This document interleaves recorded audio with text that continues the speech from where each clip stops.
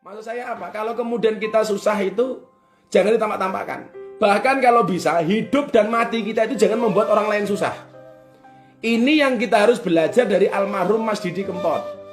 Almarhum itu hidupnya membuat senang orang sampai muncul sobat ambiar, sad boy, sad girl. Sekian juta orang tersenangkan, terbahagiakan dengan lagu-lagu beliau. Dan luar biasanya apa? Begitu beliau meninggal, tidak membuat susah siapapun. Insyaallah. Saya punya cita-cita yang sama. Saya bisa meninggal kayak Mas Didi Kempot. Artinya apa? Tidak membuat susah orang lain. Kan kadang-kadang ada itu kan. Orang itu kalau mati membuat susah orang lain. Wes uripe ra tau nyenengke wong, matine gawe susah wong. Kuwi lak cilaka kuadrat itu. Makanya ketika saya ditanya sama wartawan, bagaimana menurut Gus Miftah meninggalnya Mas Didi Kempot? Satu, saya sangat kehilangan. Dengan cara meninggal beliau seperti itu, saya meyakini beliau itu adalah orang baik. Ciri-ciri orang baik itu kalau meninggal tidak membuat repot. Bagaimana kemudian beliau itu orang yang sangat sederhana. Saya terakhir beliau 2 kali ngaji ke pondok. Barangkali Anda bisa lihat di YouTube itu. Beliau itu ketika datang ke pondok, jamaah banyak ribuan seperti itu. Cuman di depan rumah, beliau bilang sama santri saya minta kopi, saya minta teh gitu. Itu yang melayani jamaah kita panitia pengajian namanya Pak Wiratno. Itu yang buatin kopi. Beliau duduk kelekaran di depan itu loh, di tiker itu loh. Melayani orang-orang minta foto, ya Allah. Melayani orang minta foto, Mas almarhum Mas Didi Kempot. Akhirnya beliau manggung di sini sama saya ngaji di pondok di depan masjid ini. Ketika kemudian waktu itu pemberitaan saya dengan Mas Didi Corbuzier sangat-sangat kenceng, beliau telepon saya sebulan sebelum beliau viral kembali ini ya. Beliau udah orang terkenal dari dulu. Tapi yang namanya orang kerja itu kan kadang-kadang ngadain, ada agak turun macam-macam. Beliau telepon saya, Gus Miftah. Nggih Kang Mas, saya manggil beliau Kang Mas. Kang Mas, tumbok kula didongake melu-melu viral kaya jenengan supaya saya banyak tanggapan. Nggih Kang Mas, jenengan kula dongake muga-muga jenengan kondang, bahkan luwih kondang daripada saya, luwih hebat daripada saya. Nggih Gus itu. Dan sebulan kemudian sampai hari ini yang Anda lihat begitu luar biasa. Maka begitu manggung di Ponorogo beliau bilang, "Terima kasih ya Gus, kemarin mendoakan saya." Walaupun saya yakin itu doa semua orang yang akhirnya membuat beliau seperti itu. Dan yang luar biasa, begitu beliau hidup beliau berubah, ratusan tanggapan dengan sekian banyak waktu yang beliau habiskan untuk menghibur orang. Beliau tidak sombong, beliau tidak berubah, hidupnya tetap sederhana, beliau humble. Subhanallah. Ini orang-orang yang luar biasa. Dan meninggalnya sama-sama kita tahu. Saya di chat sama Mbak Ian, istri beliau. Sahur itu masih membangunkan saya, Gus. Dek, tangi, anak-anak diajak sahur, lendo ayo sahur. Dan kalimat itu masih diingat betul sama istrinya. Ternyata pagi hari itu beliau sesak nafas, kemudian dibawa ke rumah sakit, sudah dalam pelukan Mbak Ian ini karena beliau sudah tidak sadar diri. Di rumah sakit 15 menit beliau dipanggil oleh Allah Subhanahu wa taala. Ternyata Allah lebih menyayangi Mas Didi Kempot. Masya Allah. Setiap kali saya ditanya sama wartawan, pernah nggak Mas Didi Kempot itu mengeluh sama Gus Miftah atas sakitnya? Wallah, beliau itu nggak pernah sambat tentang sakitnya. Beliau tidak pernah mengeluhkan sakitnya. Padahal kata Mbak Ian sudah 2 tahun terakhir ini beliau itu sesak nafas. Tapi beliau tidak pernah mengeluh. Ketika saya meyakini kenapa Mas Didi Kempot tidak pernah mau mengeluh. Beliau tidak mau merepotkan orang lain. Beliau tidak pernah mau menyusahkan orang lain. Kadang-kadang beliau menerima job itu karena tidak enak membuat kecewa orang lain. Masya Allah. Sebenarnya beliau tahu bahwa beliau itu capek, lelah. Tapi karena beliau tidak berani mengecewakan orang lain, akhirnya job-job itu diterima. Kayak nggak kenal lelah. Dan bagaimana kemudian kebaikan-kebaikan yang diberikan oleh almarhum, sama-sama kita tahu. Donasi di Kompas TV. Berapa kemudian ketika beliau menggalang donasi, uang yang dihasilkan? Masya Allah 7,3 miliar dalam hanya waktu sekian jam. Lah Miftah ora iso kaya ngono. Wong kowe nonton aku mau gratisan kok, iso tuku kuotae pas-pasan kok. Arepe miliaran itu.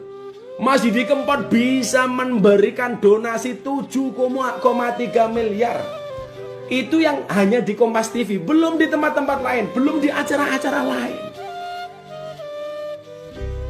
Kalau Allah memanggil dengan cara yang indah, dengan cara yang menyenangkan, kematian yang tidak menyusahkan, kematian yang tidak merepotkan. Kenapa? Karena beliau adalah orang yang sangat dermawan. Beliau adalah orang yang sangat-sangat baik.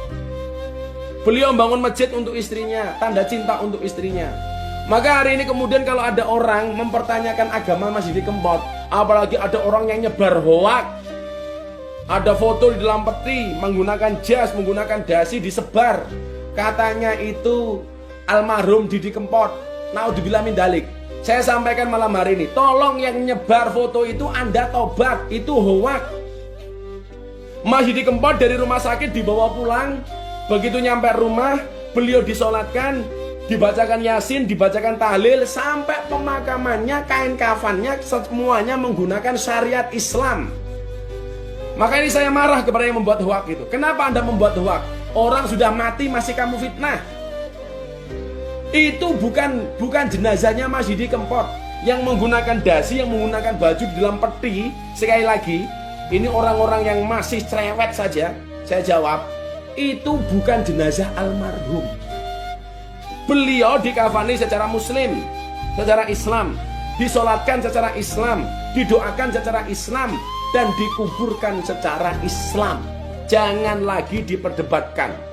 Bahkan hari ini saya malu. Saya tadi sudah minta izin sama istrinya. Mbak, mohon maaf. Ini kan ada orang mengatakan Mas Didi Kempot itu mu'alaf dari tahun 1997. Saya bilang, kayak kemarin podcastan saya sama Mas Didi Corbuzier juga di YouTube hari ini yang tayang. Saya bilang mu'alaf dari 1997. Istrinya Mbak Ian tadi bilang sama saya, sebenarnya Gus, Papa itu Islam dari lahir. Beliau sudah menjadi seorang muslim dari lahir. Ya Allah. Maka kebaikan-kebaikan beliau ini yang perlu kita contoh. Manggung sama saya terakhir kali di Kendal, di tempatnya Mbah Din. Mbah Din ketika resepsinya Gus Alamuddin. Saya masih satu panggung sekitar 2 bulan yang lalu lah, 2 bulan sebelum Ramadan, 2 bulan sebelum Ramadan. Mas Didi Kempot bilang sama saya berbisik, "Api ya Gus ya, sobat ambyar versus santri ambyar. Doakan ya Gus, secepatnya saya akan main ke pondok lagi, mau ngaji sama Gus Miftah lagi. Saya besok pengen umroh bareng Gus Miftah." Tapi ternyata takdir berkehendak lain. Allah lebih sayang kepada Mas Didi Kempot. Jadi kawan-kawan ya, please lah, soal agama Mas Didi Kempot ini tolong anda jangan fitnah beliau. Tolong jangan fitnah Mas Didi Kempot. Beliau orang baik. Beliau orang baik. Udahlah, kita doakan saja itu, kita doakan saja. Enggak semua orang mempunyai potensi seperti Mas Didi Kempot, tapi kita sebenarnya punya kesempatan yang sama. Beliau membahagiakan sekian banyak orang, dan beliau orang dermawan. Kehidupan beliau ketika jadi orang sukses tidak berubah. Sayang kepada anak dan istrinya. Setiap kali dia minta tolong sama krunya, minta diambilkan air mineral, begitu diambil dibukakan, Mas Didi Kempot pasti mengucapkan terima kasih ya. Itu sederhana loh. Sederhana banget, sangat-sangat sederhana. Maka kawan-kawan, kita yang cepat atau lambat akan menyusul kepergian Mas Didi Kempot, akan menyusul beliau ketemu dengan Allah Subhanahu wa taala. Yuk, kajian Wasiatul Mustafa malam hari ini, kita jaga sholatnya. Kita jaga sholatnya. Sekian banyak orang yang meninggal dunia hari ini minta sama Allah supaya dikembalikan di dunia. Untuk apa? Untuk kembali bersujud. Tetapi kesempatan itu sudah tidak ada. Maka Ramadan ini jangan kemudian kita sia-siakan. Jangan pernah kamu tinggalkan sholatmu. Aku elak nganti wani ninggal sholatmu. Pertanyaanmu, gajimu ki piro? Kowe iki dibayar piro kok wani ninggal sholatmu?